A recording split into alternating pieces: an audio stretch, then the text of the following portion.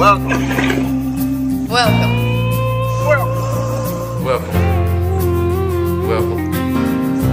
What are you doing? Give me a welcome. I've got Welcome. Southern comfort running through my veins. My mama was the wind, and my daddy was a train. I'm the second coming of the midnight rider. I'm a modern day old soul singer, son of a gun and guitar slinger.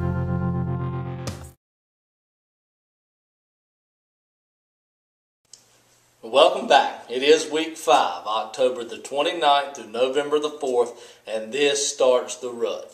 It is not officially rutting deer, but it is pre-rut. The bucks are on their feet. Any time of the day, you're liable to see a big buck walk by your stand, so get to hunting. Our focal point this week is just that, hunt. That's all I got to tell you. If you're not in the woods, you're not going to kill him. Hunt midday, hunt early morning, hunt late evening. You just never know when he's going to walk by. Get in between bedding areas, and that's what I'm going to talk to you a little bit about in our stand selection. But I got a special guest for you this week because we're not going to do a focal point, because we're not going to really do a field report because the deer are moving. That's all I got to tell you. After the weather here, weather's coming up next, but after the weather, got a special guest. My cousin come all the way from West Virginia. He's got some tips and pointers, kind of use the same thing I do in West Virginia, maybe here. It's fun and games, but check him out here after a while. But here's Joey. After Joey, we got my special guest, so check it out. Hello everybody, we're back again with the weather and reviewing a little bit about last week. Did pretty good last week. There was a storm show up on the GFS, which is the model I look at, the American model. A lot of times I do not trust it that much for long range, but it showed up.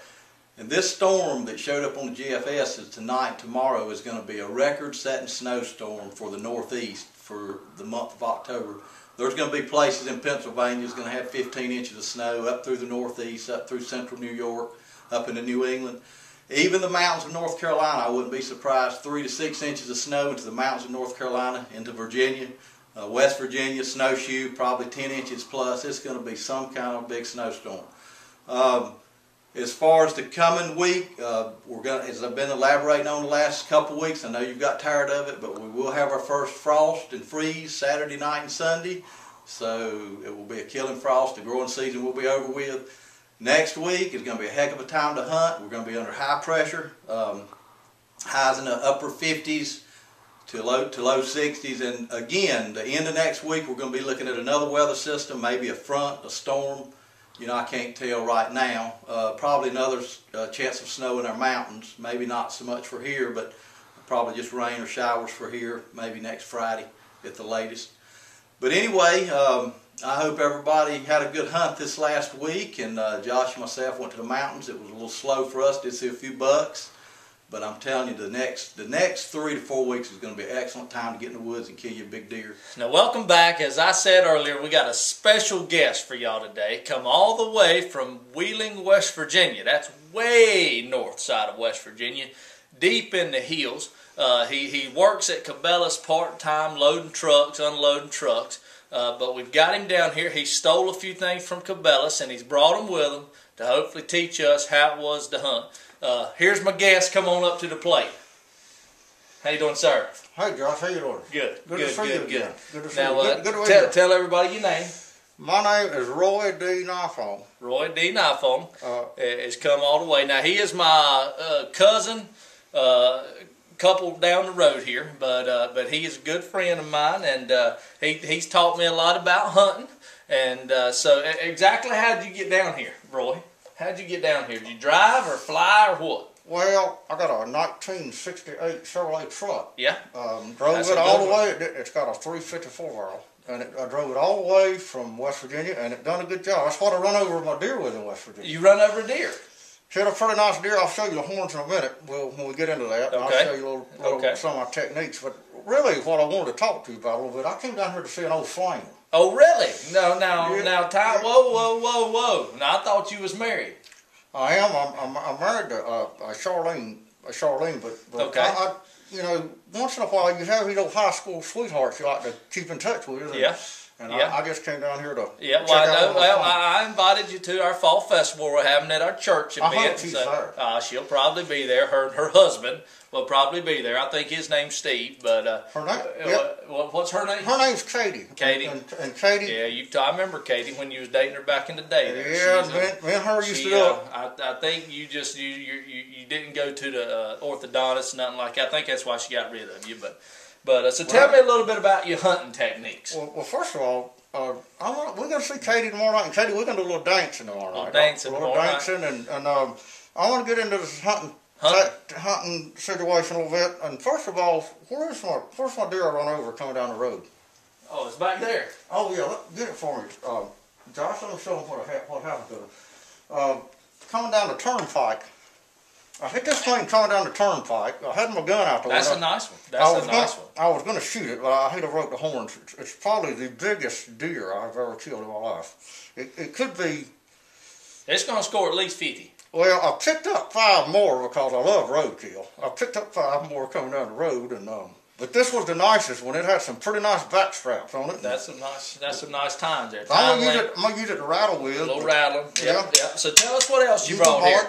I got my grunt call, and I got my I think that's a buck snort. No, that's a can call. Yeah, that's not a snort. That's a doe. Yeah, but I got my that's a doe, and when he does that, she's hot. She's ready to be rutted, and that really turns a big buck on. That gets him going. You're right. I actually called one in with that just this past week. Sure, you don't I know you are, and my camera's messing up again there. But we got the can down, I think. So tell us a little bit about this call. What exactly do you do in West Virginia with this? This is the grunt, snort, sneeze call. I think it's wheeze. Grunt, snort, wheeze. Well, I sneeze in it, and it does a heck of a job. Well, but anyway, it would make noise. I'm going to tell you. I'm going to show you. Show us a demonstration here. Okay. And I'm going to tell you what. You just wouldn't believe. That was good. You wouldn't believe what it does on a cold, clear afternoon. I've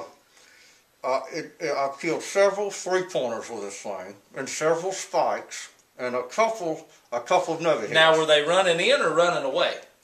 Well, most of all, I run over them with a truck. Oh, well, that's it. I understand. They was in the field, and I run over them with a truck. You got out there with a truck with them. Okay. Way. Well, tell us a little bit about what y'all feed the deer up there. I know it's real mountainous in West Virginia. Tell us a little bit about, is it legal to bait? Do you plant food plots? Tell us a little bit about what you do up there. Who killed him here? That's actually my dad, your other cousin.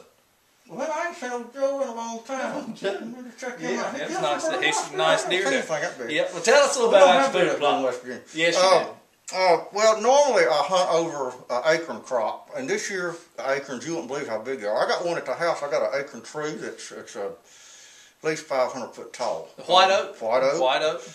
My stand is approximately, I don't know, Josh. It's probably 2 or 3 foot off the ground. But make sure you get that elevation. But this is what falls on my car in my friggin' house from this acorn tree.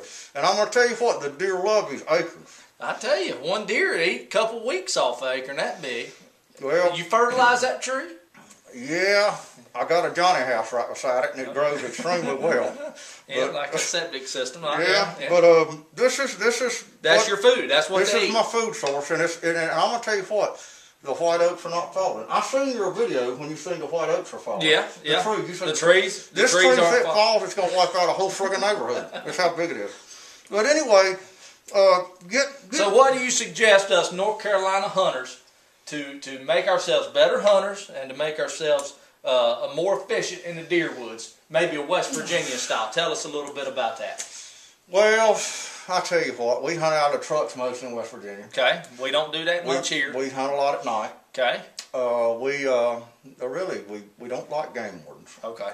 But typically to make you a better hunter in North Carolina, I'm going to say just poach. That's all you can do is just poach. We don't really do that around here, Roy, and I was going to take you hunting, but I don't know if I'm going to take you now. But tell you what, if you could get me something like that, I would love it. But we'll send you out to Montana. Deer come from Montana, Roy. If you want to go to Montana, there's a lot of land to poach on out there. Oh, okay. Yeah. Will yeah. they shoot you? They'll shoot you out there, and they'll put you in jail if they even get you that point. How long to go out there? Well, listen, tomorrow night also, old Tim Pierce, old drinking buddy of mine, I want to say hey to him. He's out here somewhere. Tim and his family. I love his family, and I want to say hey to him tomorrow at the chicken stew. A lot of good people there. Good people at the chicken stew. So, Roy, we'll have a good time. That's all we got. We're going to cut him off. And y'all take it easy. And up next, we got our stand selection.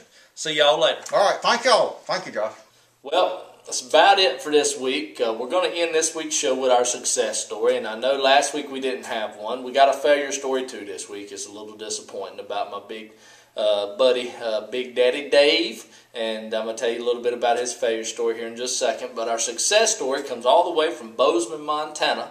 It's my cousin Mike, and it's not a deer story, but it's a nice antelope. Mike had been hunting hard on some private property and actually went and found this antelope about 1.5 miles off the road on some public land. And he put a spot and stalk method on it and basically got close to it, about 250 yards away. And long story short, the antelope got up out of his bed, walked in front of him, and he dropped it in his tracks. But what I want to tell you on this is Mike had been practicing shooting long distances, and he was confident with the shot. He waited it out about 30 minutes and made a good shot on him. And this is the second antelope that he's killed 2 years in a row on public land, and it's pretty impressive, no guide or anything. So congratulations there, Mike, and right here's his antelope, so take a look at that.